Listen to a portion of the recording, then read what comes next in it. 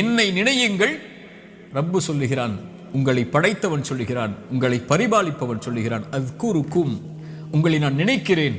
அல்லாஹு அக்பர். அல்லாஹ் நினைத்து விட்டால் உங்களுடைய சோதனைகள் எல்லாம் எம்மாத்திரம் அவனுக்கு நீக்குவதற்கு. உங்கள் நோயில் இறைவன் உங்களை நினைத்து விட்டால் அவனை தவிர வேறு யார் உங்களுக்கு மருந்தை கொடுத்து அந்த நோயை நீக்க முடியும்? செல்வ இழப்பை நீக்க முடியும், பிரிவுடைய கவலைகளை நீக்க முடியும், வாழ்வின் பிரச்சனைகளை நீக்க முடியும்.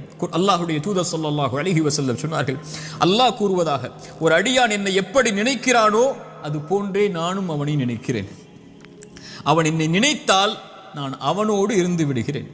அவன் என்னை தனிமையில் நினைத்தால் நானும் அவனை தனிமையில் நினைக்கிறேன்.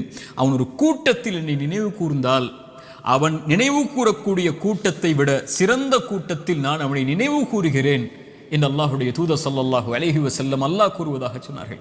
அவன் தனிமையில் அவன் நினைத்தால் என்னை, நான் அவனை தனிமையில்